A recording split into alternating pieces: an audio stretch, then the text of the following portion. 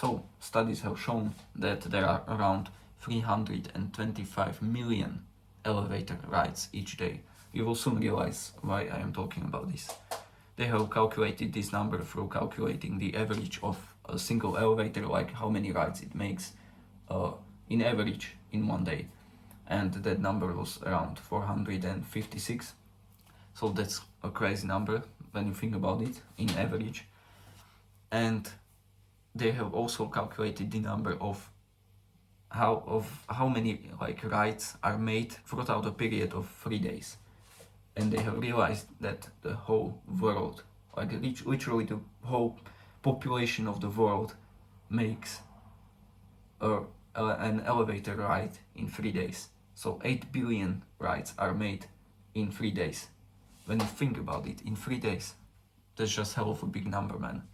And by this we can definitely tell that there are many people that literally avoid using their own legs for a movement that our bodies are used to or have been used to for generations, for centuries. And most of the people are literally avoiding the most natural movement for us as humans, walking. Of course, there are exceptions, like people who have trouble walking, who have like damaged knees or I don't know what, or their muscles or so on, and they can't really walk. That's fine, that's acceptable, of course. Or if there are people who are working in buildings or living in buildings where there are certain rules and regulations and they can't really use stairs because they are locked, then of course they will use an elevator in that case because they don't really have any other choice. But most likely you that are watching this video, you don't have any of these scenarios which I have mentioned, and so there is no reason for you to avoid walking. Like if you are in a block of flats, for example, if you take me for example, I have lived in a block of flats for a very, very long time. Right now I am living in a village, but at this current time I am actually in that block of flats. And like I haven't used an elevator for 5 years. Of course, I haven't really been living here for some time already, but even when I was living here, I remember that I wasn't using it for 2 years. For 2 years straight, I didn't use even a single elevator in my block of flats. And so if you are someone who is in the same situation, that you have the opportunity to avoid using elevators, avoid using escalators, or even avoid using public transport or a car, then definitely use that opportunity, because you will make a huge contribution to your future self when you think about it. Like, you can't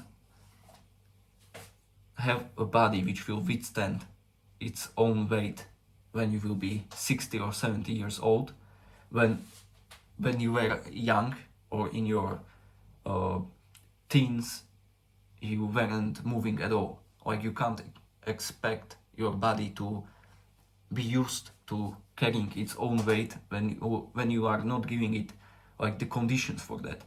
You have to be moving for your body to be used to that kind of movement, so that you will be able to do the same movement in the future when you get older. And also, you won't beat your competition in terms of longevity if you are literally not moving at all. Like, there was another study done and it showed that 80% of Americans have sedentary jobs. I'm not really sure how accurate that number is, but it probably counted like the people who were already who had already the opportunity to work, so not young people that can't really work yet. And so 80%, that's just crazy when you think about it. Only 20% don't have sedentary jobs in USA.